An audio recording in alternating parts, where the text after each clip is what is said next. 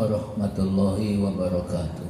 Waalaikumsalam warahmatullahi wabarakatuh. Alhamdulillahirabbil alamin alladzi arsala rasulahu bil huda wa dinil haqq liyuzhirahu 'alad dini kulli walau karihal musyrikun.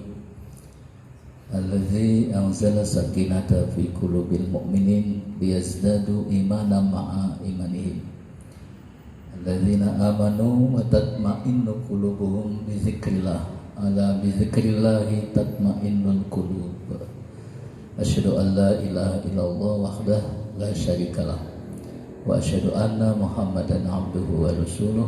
Allahumma shalli ala Muhammad wa ala alihi wa sahbihi ajma'in. Ba'du.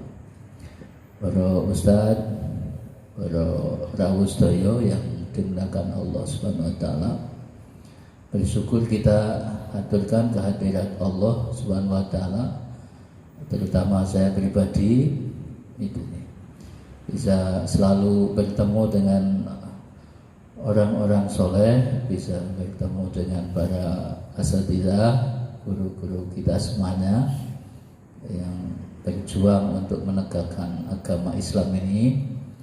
Mudah-mudahan kita diberikan keistiqomahan oleh Allah Subhanahu wa taala, tetap di jalan yang lurus sampai akhir hayat kita insyaallah. Amin ya rabbal alamin.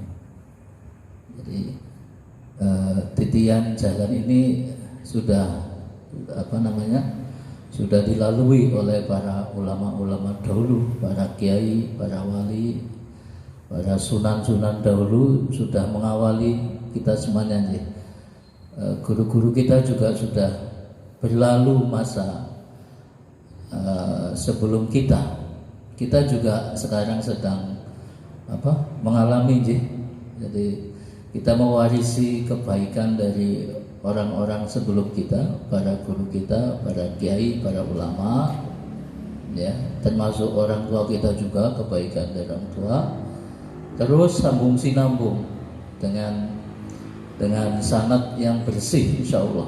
Ya, walaupun kita meyakini ada kekurangan, tapi saya yakin panjenengan itu tertata hidupnya, itu kan.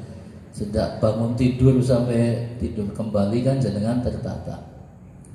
Saya masih bisa ingat-ingat sejak tadi pagi, setelah jam 3:30 bangun kan itu kan. Sekarang subuh jam 4:30 gitu ya. Biasa bisa sholat tahajud walaupun hanya 4 rakaat atau 6 rakaat gitu kan.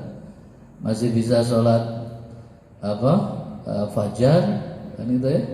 Masih bisa sholat subuh berjamaah, masih baca al-maksurat, masih bisa tilawah, masih bisa sholat duha, terus sampai siang kan? Ya, suasananya hidup kita ini. Jadi artinya semuanya tertata. Tidak ada yang anggaplah tidak ada yang terbuang dengan sia-sia. Anggaplah insyaallah. Amin ya rabbal alamin. Di pagi saya teringat masih ngisi parenting daerah Wonorejo gitu aja. Ya offline kayak gini juga gitu ya. Walaupun pakai masker semuanya gitu ya. Ya ketemu dengan orang-orang yang soleh seperti ini gitu. Saya sering bilang pertemuan seperti ini tuh keberkahan. Ya, jadi bagi saya pribadi berkah insyaallah. Jadi bertemu dengan orang soleh itu dari wajahnya, dari senyumnya, dari ucapannya, itu tidak ada yang sia-sia, itu deh, tidak ada yang sia-sia. Ya ini juga bagian dari review kita atau kontemplasi kita, karena ini masih dalam bulan Muharram gitu ya, 1442 Hijriah, masih tanggal 4 ini. Masih baru ya. Jadi kita pengen bahwa kemarin kita mencatat sejarah yang baik setahun yang lalu ya, sebagaimana doa Nabi Ibrahim di surat Asy-Syu'ara ayat 84, waj'alni lisana sidqin fil akhirin gitu deh. Ya Allah, jadikanlah aku, kata beliau dalam doanya, lisana sidqin fil akhirin. Buah pembicaraan yang baik bagi orang-orang yang datang kemudian. Itu ya. Jadi nilai kita itu ternyata menurut beliau yang sudah diberikan oleh Allah pada kita, warisan itu adalah jadikanlah aku sebagai apa tadi? Buah pembicaraan yang baik bagi orang yang datang kemudian. Jadi ini doa sangat luar biasa. Jadi setelah saya jenengan meninggal itu NM mau apik-apik. Wa kulit malu fasayarallahu amalakum wa rasuluhu wal mu'minun wa saturadduna ila alimil ghaib wasyahadah. Kan gitu kan? Dalam At-Taubah ayat 105 itu. Jadi itu kewajiban atau hak kita itu aja. Jadi menjadi buah pembicaraan yang baik. Jenengan tuh besok di masyarakat juga sekarang ini sudah dikenal oleh masyarakat sebagai orang-orang yang baik, terhormat di masyarakat.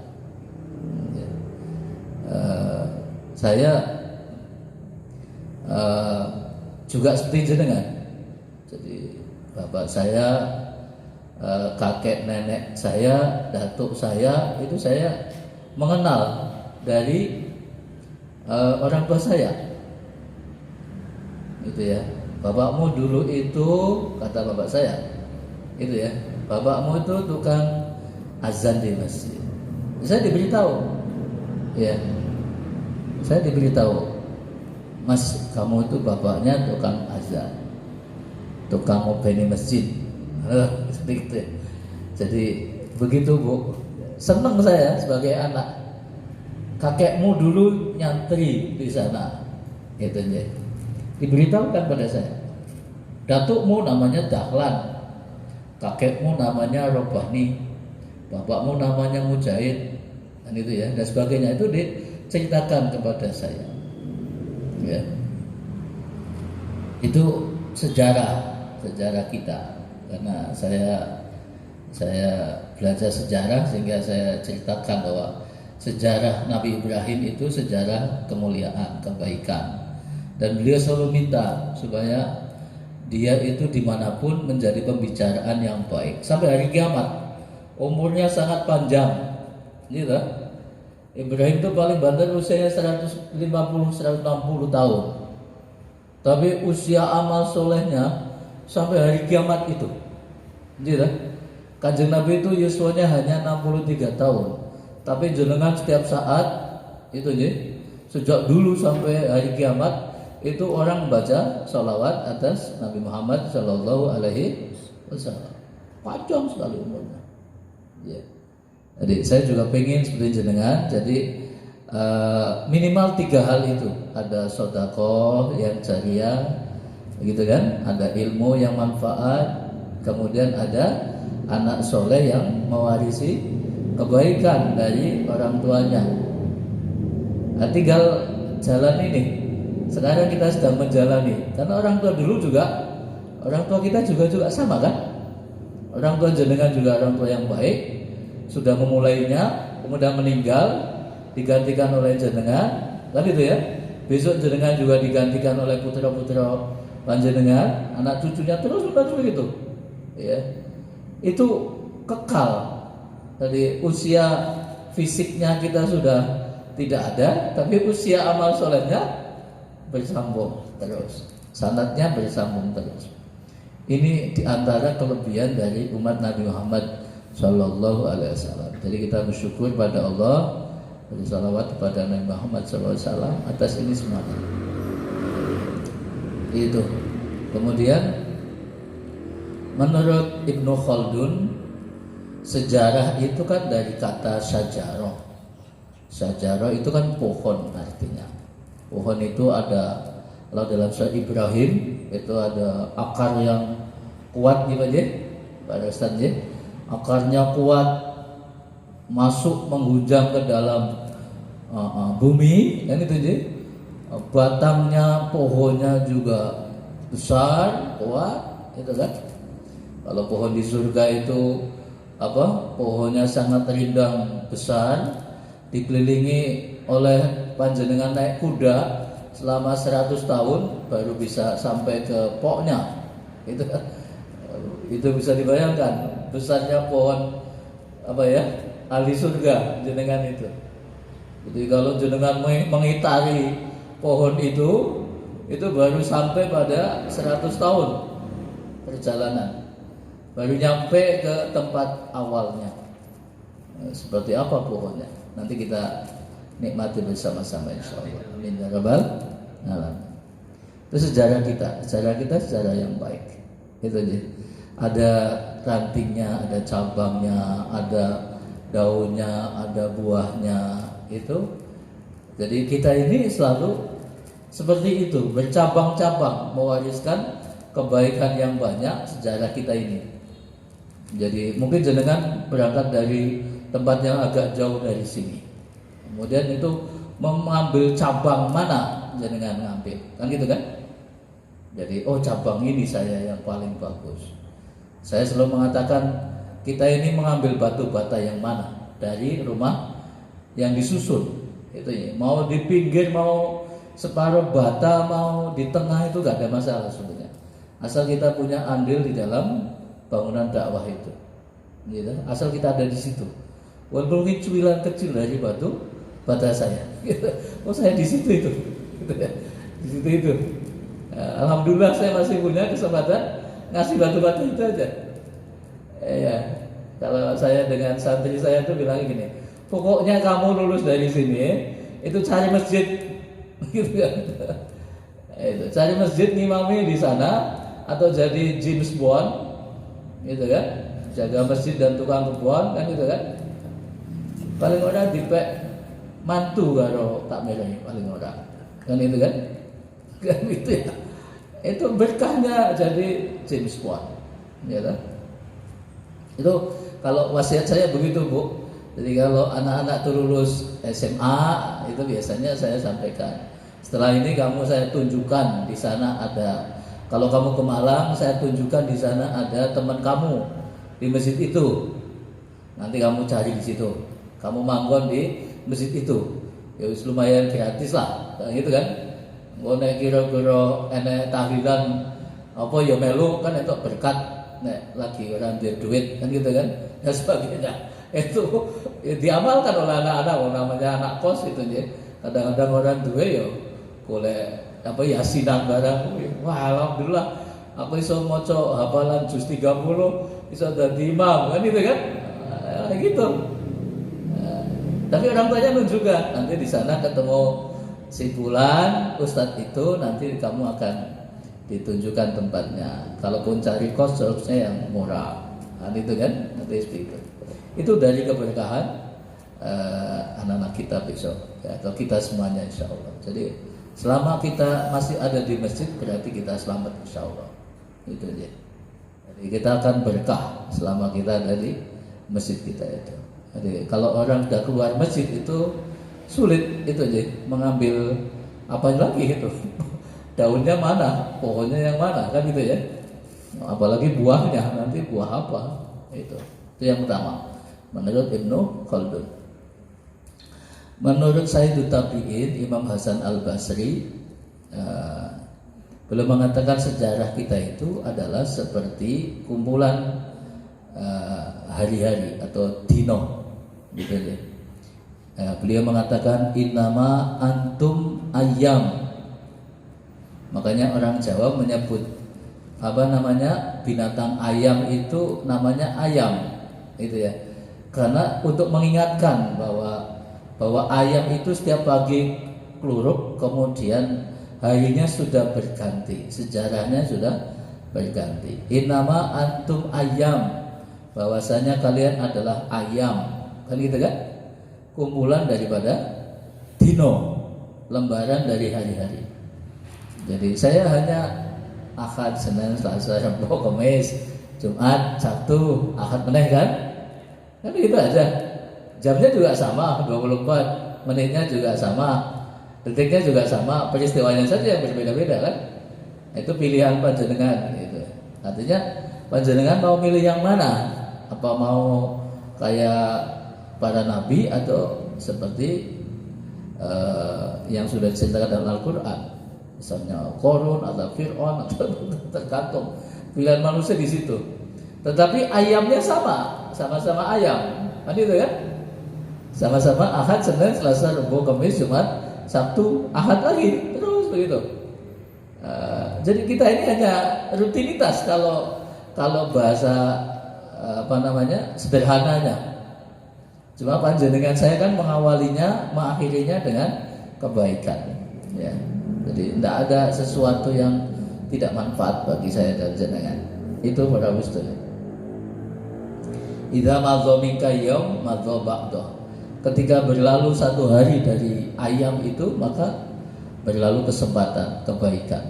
Jadi maka jangan sampai waktu-waktu kita itu dengan hilang percuma. Ini Muharram 1442 itu. Jadi masih tanggal 4. Wa may yu'azzim sya'airallah fa innaha min taqwal qulub. Surat Al-Hajj ayat 32. Jadi siapa yang mengagungkan syiar-syiarnya Allah, maka itu bagian dari ketakwaan hatinya. Ya syiar Muharram diantaranya. Pengajian ini kan juga syiar, ya kan? Jadi panjenengan kumpul begini bagian dari syiar Islam, mengagungkan syiar agama Allah Subhanahu wa Ta'ala. Besok tanggal berapa? 10 jenengan puasa Asyura, kan gitu kan? Saumu yaumu Asyura yukaffiru dzunuba sanatan madhiyatan. Siapa yang puasa tanggal 10, maka dia dihapuskan dosanya setahun yang telah lewat. Nah, kemarin padahal kita sudah puasa Arafah, puasa Arafah dihapus berapa? 2 tahun, gitu ya. Setahun yang telah lewat dan setahun yang akan datang. Wow, ini sudah dihapus lagi, setahun lagi gitu. Jadi sesungguhnya hari-hari kita itu insya Allah, kalau riwayat kita riwayat yang baik, mudah-mudahan itu tidak percuma. Yo enak lah, elek-elek CDST enak lah dengan saya itu. Enak sing luput dan sebagainya mesti ada. Tapi jangan dominan itu ya. Ya kemudian kita baca maksurat, membaca istighfar dan sebagainya. Mudah-mudahan diampuni oleh Allah Subhanahu wa Ta'ala. Itu menurut Imam Hasan Al-Basri. Sejarah kita itu kita ukir dengan tinta emas itu. Nah, para musdoyo, hari-hari ini saya itu lagi viral gitu ya. Jadi karena kemarin itu teman saya di Republika Online itu menulis sesuatu tentang disertasi saya tentang hubungan Turki Jawa gitu ya. Jadi itu saya tadi diberitahu Mas Kasuri, tulisan yang data dari jenengan itu sudah lebih dari 50.000 dibaca oleh orang. Jadi wah sampean seneng no, saya bilang gitu kan. Jadi sing ora seneng aku dikait-kaiti karo Peter Carey sama HTI. Saya gojeknya begitu tadi gitu ya. Ini saya lagi rame nih karena wah itu Dr. Uin Sunan Kalijaga itu saya ditanya oleh banyak orang di mana-mana gitu ya. Ditanya oleh grup alumni S3 di Uin Sunan Kalijaga. Ada apa Mas Kasuri? Kok ramai ini pro dan kontra tentang tulisan jenengan? Bukan tulisan saya itu. Itu ada data saya diambil oleh teman wartawan, ditulis oleh wartawan. Kemudian kok yo ngebahasi enek masalah antara HTI karo Peter Carey, kan gitu toh? Tentang film Jejak Khilafah itu. Wah, itu akhirnya ramai sekarang. Nah, itu saya tadi diberitahu mau berangkat itu Pak Ustadz itu itu sudah viral punya jenengan itu. Lebih dari 50.000 orang baca punya jenengan itu. Jadi wah iya sampai ento iklan nih, aku ento apa nih, saya bilang takut jadi gitu ya, karena sudah biasa saya ketemu dengan. Kemarin saya ikut webinar narasumber di seminar dengan Metro TV itu ya, membahas rencana pahlawan Ratu Kalinyamat Jepara. Kemarin saya menjadi narasumbernya di antaranya. Kemudian sebelumnya, sebelum viralnya apa tadi, ontran itu ya, hubungan Turki Jawa itu jadi ini ribut karena ada kaitannya, dikait-kaitkan dengan itu, dengan HTI dan itu ya, di Republika ada oleh online itu. Ya saya bilang sama teman-teman di Jakarta, nggak usah diterus-terusin lah, nanti banyak digoreng oleh orang, saya bilang gitu ya. Jadi saya juga tahu diri kan gitu kan. Biasanya orang lagi seneng goreng zaman sekarang gitu. Jadi sing elek dadi apik, sing apik dielek-elek banyak sekali. Itu harian ini. Saya masih di banyak sekali ditanya. Tadi ini alumni S3 saya sudah ngabari saya lagi. Pak, di komentari kalau Profesor UIN Jakarta loh, Pak Suri semen apa-apa, saya bilang gitu kan. Jadi perlu dene nelpon aku, saya bilang gitu. Jadi dari UIN Jakarta juga sudah berkomentar, siapa itu Pak Azum Aziz Zahra, Azra gitu sebagainya. Ya. Jadi ya saya basisnya data, saya bilang gitu. Ya, monggo saja orang ada yang protes atau apa, silakan saja.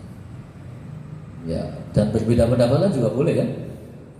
Jadi ilmu itu berkembang dengan penemuan baru, gitu kan, dengan data yang baru dan sebagainya.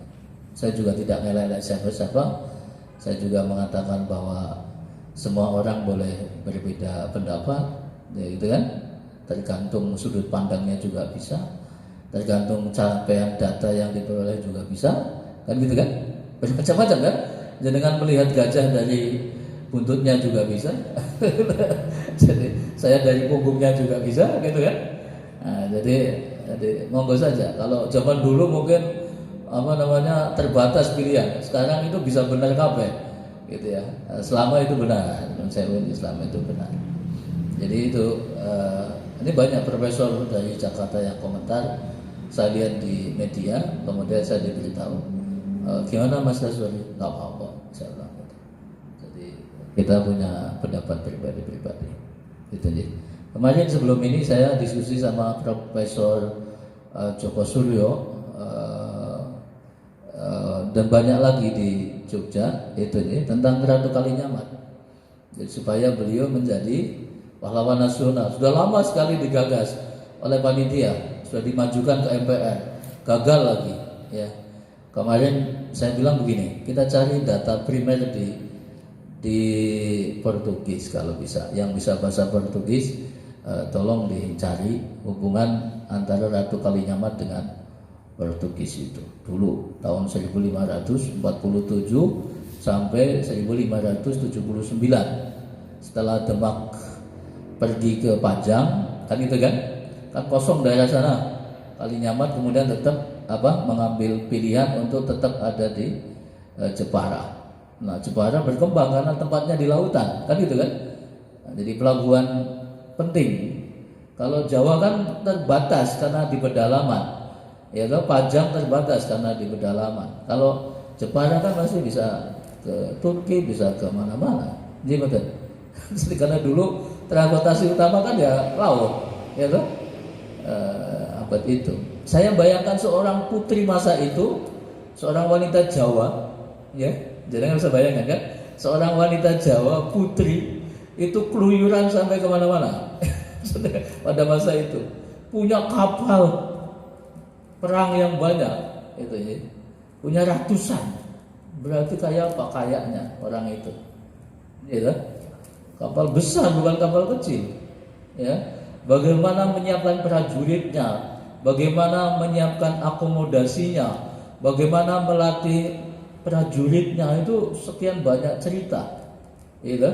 Ketika kita bicara tentang negara maritim, sayangnya sekarang kita tidak punya basis itu, meninggalkan maritimnya, gitu. Negara maritimnya hilang di Indonesia itu, padahal warisan utama ya dari saya dapatnya. Jadi itu arifillah. Ya, jadi saya mencoba menghubungkan antara Jepara setelah ditinggal Demak itu aja dengan Ternate, karena Sultan Babullah itu masih eksis sampai beliau meninggal tahun 1580. Jadi hampir sama meninggalnya dengan Ratu Kalinyamat. Jadi Ratu Kalinyamat meninggal 1579, Babullah itu meninggal 1582. Itu ini saat zaman kan, berarti itu kerjasamanya dengan Turki. Jadi saya baca kitab pelancong dari Inggris itu juga menceritakan pada tahun 1579 bulan Agustus dia ke Ternate, mendapati banyak orang Turki ada di Ternate. Saya bilang pada pertengahan abad ke-14 Ibnu Battuta sudah menceritakan banyaknya orang Turki yang ada di sekitar kepulauan Sulawesi dan kepulauan Maluku. Itu abad ke-14. Berarti memang orang Turki itu sudah lama ada di Nusantara sejak abad ke-11. Ya. Dimulai dari Turki Seljuk namanya ya. Jadi Turki Seljuk itu habis masa kuasanya itu tahun 1300. Jadi kemudian dilanjutkan oleh Turki Utsmani setelah itu. Ya, sebelumnya ada Mamluk ya di Mesir itu setelah menggantikan Baghdad yang dihancurkan oleh pasukan Tartar ya, Hulagu Khan itu. Jadi itu. Ya, kemudian banyak sekali orang Turki sejak abad 11 sampai abad ke-16 khususnya di Indonesia sampai abad ke-20. Itu ya. Kalau saya baca arsip-arsip Utsmani, waktu saya ke Turki saya baca itu sampai abad ke-20. Itu masih ada di sini. Ya, di Indonesia. Punya kedutaan atau kalau bukan di bawahnya kedutaan namanya konsulat jenderal. Ya kan, namanya konsulat jenderal ya. Itu di Batavia, didirikan tahun 1882. Itu ada itu, bekasnya masih ada. Sekarang namanya Museum Tekstil di Tanah Abang, masih ada museumnya sekarang. Masuk kayak gitu gede nih, dianggap tidak ada gendeng cenenge hubungan antara Jawa Turki. Mungkin enek bekasnya makrong-makrong, enek tulisannya nang ngarep gitu. Jadi kalau jenengan ke Museum Tekstil, depannya itu ada prasasti. Jadi dahulu ini namanya Konsulat Jenderal Turki Utsmani di Batavia. Didirikan oleh Menteri Luar Negeri Turki Utsmani dengan biaya sekitar sekian kurush. Itu ada di tulisan di situ. Makanya tadi saya bilang sama teman saya di Republika sama di Liputan 6 itu, Mas, wong moyo ngono gede nih mosok gak ono hubungan. Karepmu piye? Saya bilang itu. Peter Carey iki mergo kecepit karo HTI saja sehingga wedi dianggap HTI sehingga dia pengen bercuci tangan gitu ya. Karena dia mengomentari film itu dan teman-teman HTI katanya tidak memberitahu bahwa nanti akan jadi film diwawancarai itu. Sekarang sudah nggak ada, sudah diedit oleh filmnya sudah nggak ada. Mungkin filmnya sudah diblokir ya, nggak tahu. Masih ada kali, saya nggak lihat juga kok itu ya. Jadi itu artinya sungguhnya namanya ya? Ya zaman sekarang, namanya zaman sekarang. Mau benar iso salah, gitu. Mau melenceng salah, gitu ya. Malah benar ya, salah lagi kalau malah benar zaman sekarang bisa. Ya. Nah itu akhirnya rahmatullah. Jadi maka kemudian bahwa sejarah masa lalu itu penting bagi kita dalami. Ya. Jangan sebagai seorang duat mesti harus tahu sejarah bangsa Indonesia. Itu ya. Jadi bangsa Indonesia itu Apalagi ini masih Agustusan, itu ya. Tema-tema saya biasanya kalau nulis di majalah itu tentang apa namanya Cokro Aminoto, tentang Haji Agus Salim, itu ya, tentang Kiai Haji Wahid Hashim, kan itu ya, Hashim Asy'ari, Kiai Dahlan, begitu. Kita elaborasi lagi, kita buka lagi catatan yang begitu Pak, karena itu penting, karena anak-anak kita nggak belajar lagi, karena sebagian dai kita juga kurang belajar. Saya tanya ke teman-teman itu ya, apa ada yang kenal Ratu Kalinyama Jepara? Banyak yang nggak tahu juga nyatanya, gitu ya. Padahal tokoh sentral pada abad ke-16 gitu. Tapi kan jarang yang tahu.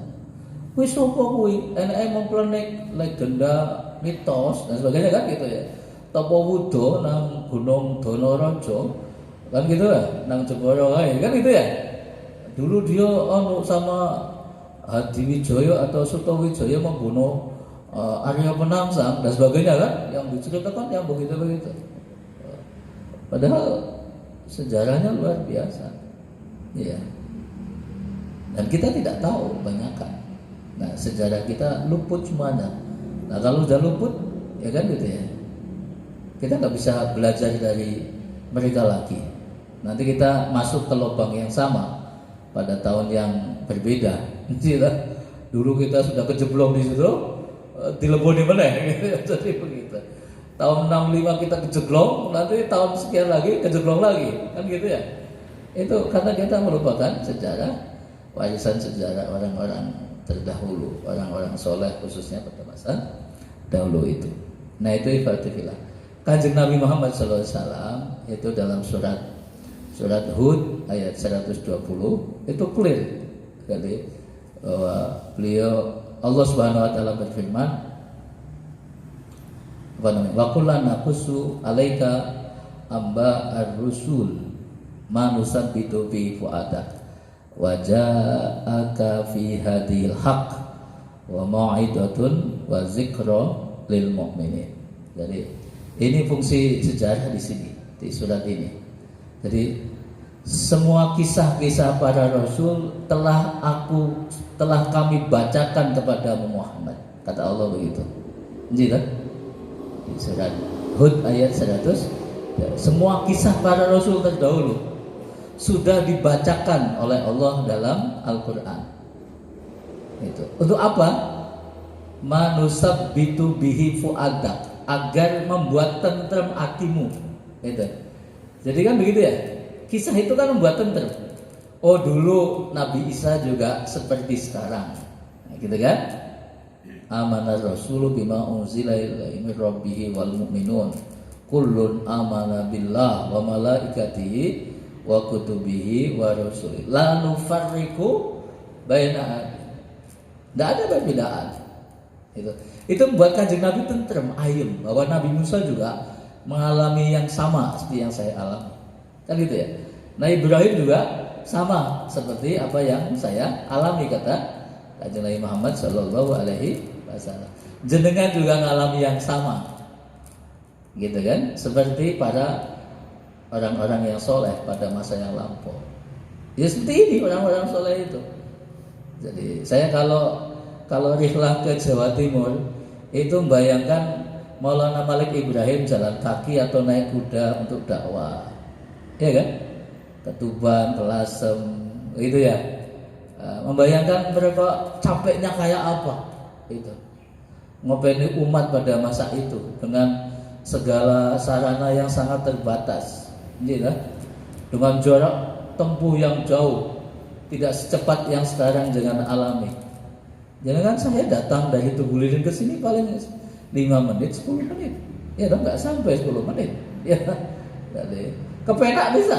Nangkene untuk wedang, atau snack kan gitu. Jadi kepenak itu ya. Zaman dulu kayak apa orang kosone, orang berdakwah itu. Di Gresik, di Tuban, di Lamongan, di Surabaya, di Pasuruan dan sebagainya kan. Saya bayangkan itu kalau saya, nah besok saya mau ke Kecamatan Keling, Jepara, ya, mau melihat, mencari situsnya Ratu Sima sama Ratu Kalinyamat. Jadi Jepara itu pusat peradaban pada masa itu. Ratu Sima juga ada di situ. Jadi di Keling sebelahnya di Kecamatan Keling itu ada namanya benteng Portugis dekat laut itu. Jadi ada benteng Portugis. Setiap tahun ada upacara. Itu ya, ada semacam peringatan. Nah, itu besok insyaallah Oktober saya mau ke sana. Jadi memang ya harus dicari yang semacam itu. Agak mahal itu ya. Kalau orang sejarah itu memang harus sugih katanya. Iya kan? Harus kadang-kadang saya ditawari, "Ayo Mas Kasuri ke London, ada data ini." Ke London tuh berapa rupiah? Saya bilang gitu kan. ya cari duit lah, ya caranya kan gitu ya. Jadi saya tahu nanti ada donatur biasanya saya tanya, ada nggak wakaf untuk untuk penelitian? Saya bilang tanya, ada lah paling 1 juta 2 juta, lumayan kan, 1-2 juta juga bagus kan. Kalau untuk sampai ke mana ke Gresik, ke mana kan sampai juga untuk bensin, untuk makan berlima bisa dapat gitu kan gitu ya. Jadi ternyata semangat sekali. Setelah saya kemarin webinar Ratu Kalinyamat dengan para sejarawan Jogja dan Jakarta, itu orang-orang pada semangat. Ayo Mas Kasuri, saya ikut besok ke Jepara gitu. Nanti duitnya soko aku. Nanti tak jajake nang ngono to. Kan itu gratis padahal aku, kan gitu kan. Nanti tak bareng karo Kiai Jazir dari Jogja sekalian. Biasanya Ustaz Jazir juga ikut biasanya, gitu ya. Jadi itu belajar. Kalau di jalan tuh mesti ada jalan. Kalau di rumah tuh nggak ada, ya tetap di rumah namanya, kan itu kan. Makanya kalau pengen golek jalan ya nang jogo, gitu kan. Saya sering mengatakan sama anak-anak itu, kalau kamu pengen ketemu jalan itu ketika kamu keluar dari rumah kamu, itu pasti di luar ada jalan. Ya, ada ke kanan, ada ke kiri, ada lurus, gitu kan, gitu ya. Kalau di rumah terus ya nggak ada ketemu-ketemunya, stres sama boring kan, gitu kan, dan sebagainya itu. Nah, itu saya sampaikan pada anak-anak saya bahwa di luar itu banyak jalan, ya. Tinggal kamu pilih jalan yang baik yang mana, gitu kan. Nanti ada orang memberi kayak Pak Mutakin itu loh. Pak Mutakin itu punya rumah jadi geria Quran, kan gitu kan? Ya karena beliau menjadi jalan kan, wasilah kebaikan bagi dakwah Islam itu. Ya nanti jadi jaringan beliau di dunianya mendapatkan, di akhirnya juga mendapatkan. Ya mungkin jenengan saya tidak seperti beliau. Ya apa sih kira-kira bisa kita kalkulasi, kita kapitalisasi menjadi pahala. Apa saja, monggo saja. Gitu aja. Saya bisanya penelitian ya penelitian. Boleh duitnya sokonti ya, mau nang dalan, nanti kan dapat. Kan gitu ya. Wong saya nyatanya bisa hidup di Turki juga. Ya tahu ada orang ngasih duit, kan gitu ya. Terus balinya yang oleh-oleh malah. Iya Pak. Tadinya kan nggak mikir juga. Ketemu lagi di jalan. Ternyata ada orang ngasih nyong tak kayak saya itu, lumayan kan kayak itu. Butuhkan dia tidak penting, tapi mesti ada gitu ya. Jadi begitu para ustaz ya. Betapa orang-orang dahulu itu lebih mengedepankan pokoknya tekan dalan mesti ada dalannya. Ya. Ini nanti kalau istilah saya itu, kowe nang masjid mesti ada dalan nang masjid itu. Paling mudah itu bojo anak rektor, kan gitu kan. Ketika saya punya ponakan kan di Telkom University kan gitu ya, punya hafalan 10 juz, lumayan. Nanti kamu di masjid Telkom, kamu jadi tukang azan kan gitu ya. Lama-lama orang tahu bahwa kamu punya hafalan 10 juz, nanti bisa jadi imam paling tidak di masjid Telkom itu kan gitu ya. Kayaknya malah rektormu kan kenal aku, tak ada dong. Soalnya tidak anak wedok kan gitu kan iso bae kan gitu ya dan sebagainya. Jadi itu cara kita mencari jalan ya.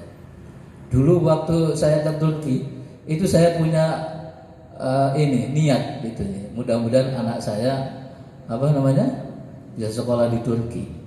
Ternyata juga kelakon, anak saya juga bisa sekolah beasiswa di Turki juga ya. Mungkin karena saya bahasa Jawa itu ngejuk bumi ping pitu apa ping selawe itu. Ya toh, nek cara wong Jawa begitu kan, kalau duwe kekarepan tuh buminya digejuk, tahu digejuk. Tidak dok gitu. Ya toh, jadi dimoco kayak Al-Fatihah ping pitu karo-karo karo orang nggo nafas kan itu ya. Mate loh. Gitu ya. Jadi ya artinya kesungguhan. Jadi kalau punya niat tuh jadi harus sungguh-sungguh. Tahu-tahu ponakan saya juga di Turki, kan gitu kan. Jadi artinya jadi ada jalan di sana. Tahu-tahu ada jalan. Ya. Tahu-tahu sekolah ya gratis, ya kan gitu. Pulang ya gratis, makan gratis dan sebagainya.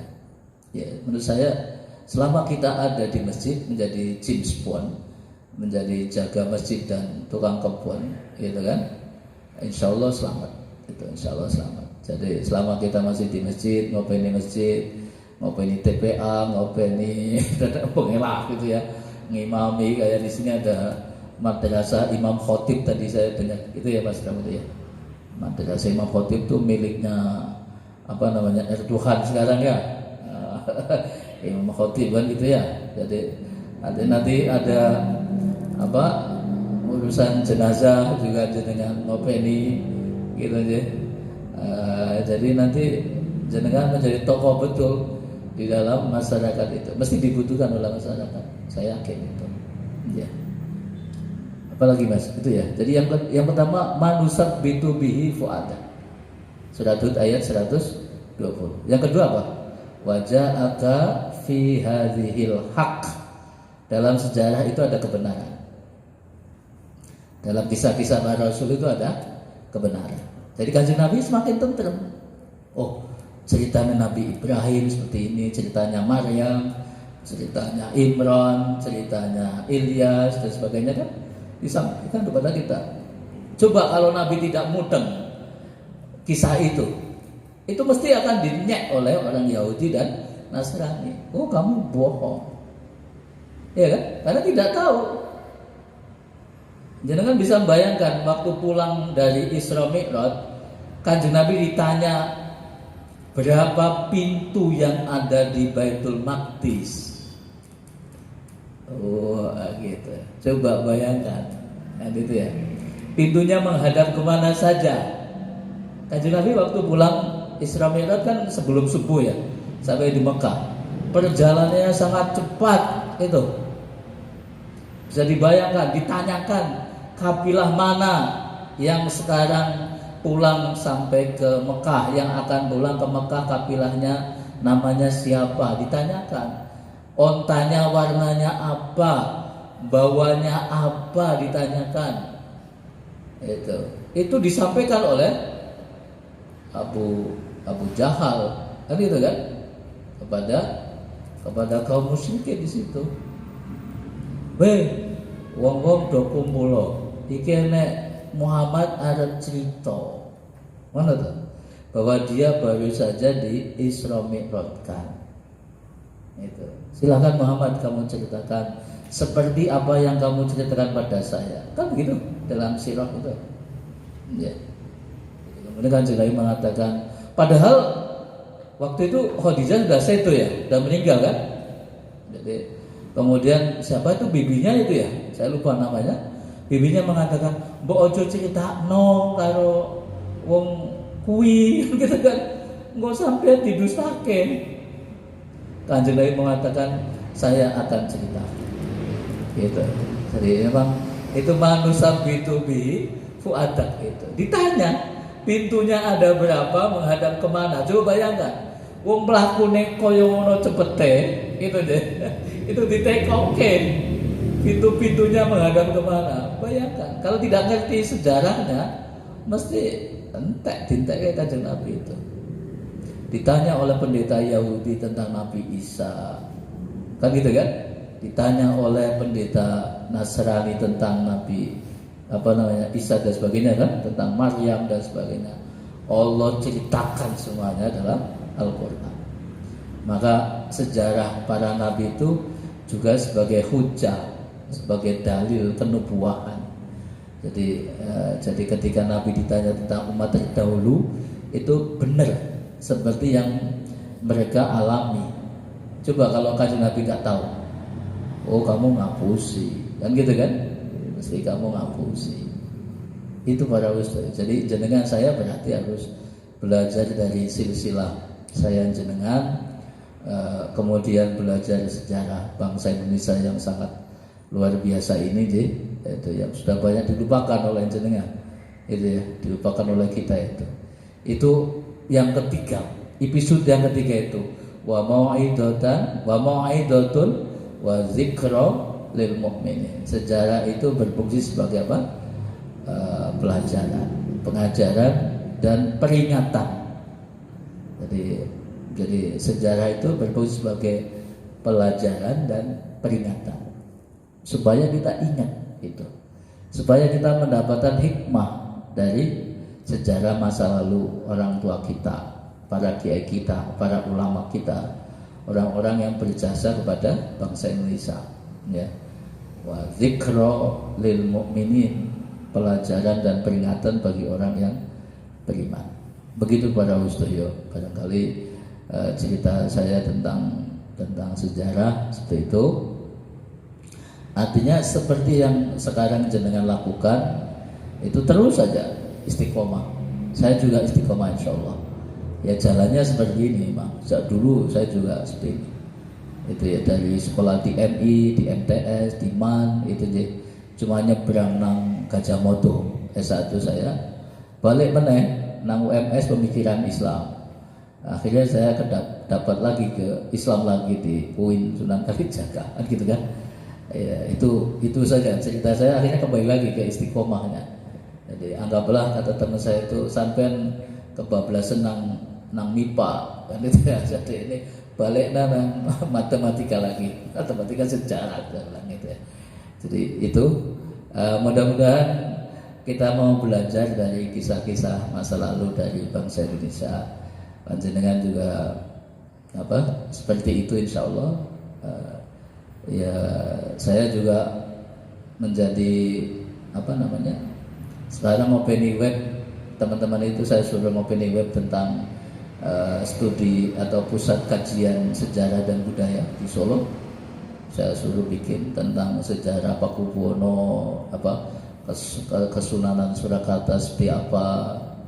Itu saya suruh membedah lagi itu. Kemudian perjalanan para sunan, para wali di kota Surakarta khususnya, saya suruh lihat bagaimana, silahkan di dalam keraton kayak apa, gitu ya, ruwet lah kira-kira begitu.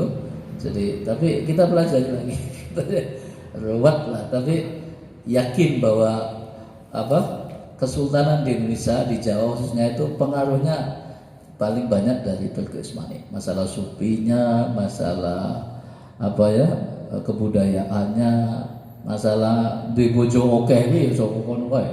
Gitu. Maka bojone Pakubuwono 10 itu 39 itu kan. Karena yang 4 barangkali resmi, yang ke lainnya dianggap sebagai budak barangkali pada masa itu. Itu abad jadi masa lalu lah, namanya masa lalu. Ya, jadi bojone oke, raja-raja biyen. Wong entuk setoran saka wilayah-wilayah kok. Gitu kan? Misalnya kayak Turki Utsmani kan entuk saka Hongaria, saka Jerman, kan itu kan? Saka Yunani, saka Italia. Ya kan mesti negeri takluk kan akan ngasih wanita yang paling cantik, kan gitu kan? Itu diberikan kepada khalifah. Biasanya begitu. Nah, itu ditiru oleh sultan-sultan di Jawa juga kan? Artinya sama hubungan kita dengan mereka dalam urusan yang semacam itu. Tentang bendera, tentang pakaian kan juga sama. Kalau jenengan lihat pakaiannya Pakubuwono 10 yang pakai baju militer itu Turki itu. Dari mulai pecinya sampai baju pakaiannya militer Jerman. Waktu itu kan Turki, Jerman, Italia kan satu grup ya sama Jepang. Pada perang dunia berapa? 2 kan gitu ya. Akhirnya kalah perang, jadi negara miskin semuanya. Ya kan? Perang dunia 1 juga kalah gitu ya. Jadi Jepang, Italia, Jerman, kemudian Turki kan gitu kan, itu kalah semuanya sampai hari ini kan juga Amerika masih kalah itu, ya kan, ya masih dituruki sama Amerika, sama Rusia, sama Inggris, sama ya itu kan negara yang menang perang, Perancis itu ya, yang pada waktu Perang Dunia Kedua menang menjadi pemimpin di dunia. Seandainya dulu yang menang itu grupnya Jepang, Itali, Turki dan Jerman, tentu nasibnya tidak seperti sekarang ini. Gitu. Sekarang seperti inilah kira-kira kita mengalami masa-masa kekalahan. Watilkal ayyam dalam surat Ali Imran, nudawiluha bainan nas. Hari-hari itu dipergilirkan di antara manusia. Amerika itu belum sampai 1 abad. Iya, jadi belum sampai 1 abad Amerika itu. Jadi nggak usah khawatir. Jadi paling sebentar lagi juga mengalami masa kehancuran juga, iya kan? Gitu ya. Turki kan juga begitu. Tahun 1924 kan? Setelah itu takluk oleh Erdogan, ya kan? Beberapa waktu ya tahun yang lalu. Itu. Jadi sesungguhnya dekat saja kok. Kebatilan itu mudah dihancurkan. Itu ya. Maka tinggal ya memang ngempet lah. Istilah jenengan itu ngempet. Itu ya, jadi aku yo pengennya wali kota Solo yo Jokowi, tapi yo bukan ada nek Sukoharjo ngono rada penak iki. Ya neng Solo aku ya kan gitu ya. Sopo malah saiki entuk Bajo apa bojo kuwi. Bajo diloloskan jadi calonnya kan, yang kedua kan gitu. Mumet di wong Solo saya moyang ini kan gitu ya. Nek Sukoharjo kepenak ya saya. Tahun ini kepenak deh rupanya. Soekarno lagi duwe pulung, istilah saya itu, tinggal memanfaatkan pulungnya itu. Siapa yang mau jenengan pilih jadi bupati monggo saja, urusan jenengan itu. Kalau di Solo memang berat gelayar begini. Itu baik. Mentemenah, insyaallah gitu. Begitu para wisdoyo, beberapa mungkin tidak teratur apa yang saya sampaikan, tetapi saya berharap bahwa kita ingin seperti Nabi Ibrahim alaihissalam tadi meminta kepada Allah, sejarah yang lalu adalah sejarah yang baik, gitu. Sejarah ke depan, hari-hari ke depan kita juga mewarisi kebaikan dari orang-orang tua kita, para sesepuh kita, para kiai kita, para ulama kita, gitu deh. Sehingga kita tertuntun jalannya, insyaallah. Wallahu a'lam bishawab. Kalau ada yang hilaf, salah mohon dimaafkan. Aku lupa lihat wa astaghfirullahal azim li wa lakum. Mudah-mudahan Allah mengampuni dosa-dosa kita semuanya, dosa-dosa kedua orang tua kita semuanya, dosa-dosa orang-orang yang beriman dimanapun mereka berada, baik laki-laki maupun perempuan. Semoga mereka selalu mendapatkan ampunan saking Allah Subhanahu wa taala. Amin ya rabbal alamin. Billahi taufik wal hidayah. Assalamualaikum warahmatullahi wabarakatuh. Waalaikumsalam warahmatullahi wabarakatuh. Dimohon waktunya Ustaz, kalaupun dari jamaah ada hal yang perlu disampaikan dari tausiah tadi tentang sejarah ya, perkembangan Islam sampai saat ini, sehingga kita bisa mengambil ibrah yang mungkin bisa kita jadikan motivasi dakwah kita khususnya di saat ini. Monggo mungkin dari jamaah. Wah, Ustaz Saryadi. Mau tanya pengen diceritakan sedikit dari disertasinya Pak Doktor itu, gambarannya seperti apa kan Pak? Tolong dicuplikan sedikit disertasinya Bapak. Iya. Jadi kalau yang menarik untuk yang menarik, saya tuh yang nulis itu malah orang Republik kan, nggak usah ditambah-tambahin nanti. Nanti saya semakin pusing itu. Nanti ini pokoknya banyak sekali yang ngomen ini, hari ini sudah sampai 300 orang kan gitu kan. Tadi saya dilapori juga. Waduh, ini mari pikiran pegel meneh kok kan telepon masalahnya kan gitu ya. Jadi karena banyak orang telepon gitu.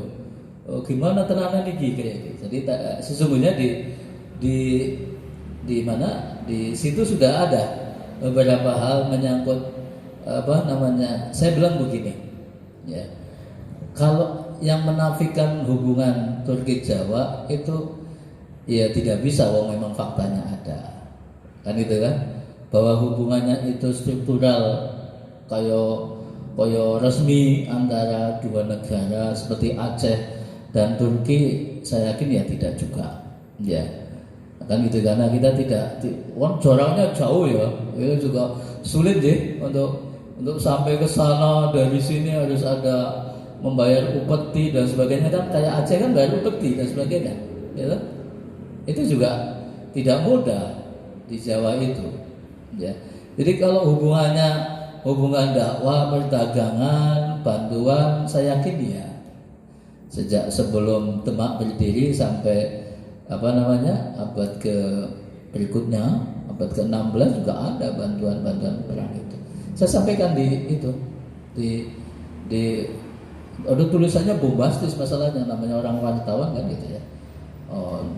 Dr. Uwin Sunan Kalijaga menyatakan bahwa ada hubungan antara Turki dan Jawa, benar gak gitu ya? Ngeri ya. Jadi aku ya, wah ini mesti geger ini, benar. Aku bilang sama wartawannya itu, Mas, sampean seneng, aku sih seneng nerima telepon bendino bengi-bengi di telepon itu. Karena sampean Ustadz HTI itu, itu ya enak.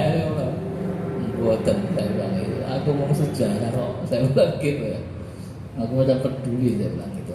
Jadi memang jawaban saya juga politis, tapi ya saya orang sejarah memang.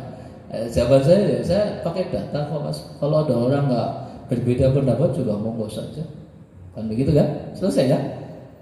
Satu Sawal aja podo-podo, jangan mau satu Sawal ramene nganti kaya ngono, gitu kan? Jadi itu diantaranya itu. Jadi artinya hubungan itu bisa mungkin. Saya yakin juga tidak kayak Aceh sama kayak Turki, saya yakin juga tidak.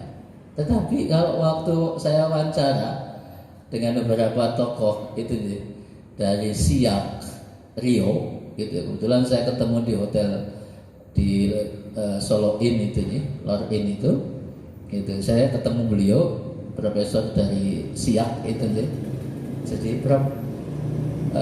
menurut jenengan memang ada hubungan. Saya juga tanyanya menurut jenengan apa ada. Saya dulu diberitahu oleh Sultan Hamengkubuwono ke-9, itu 9 bukan yang 10, ya, bahwa beliau ditawari oleh Turki untuk menjadi perwakilan Turki di Jawa, yang Sultan ke-9-nya, jadi bukan 10.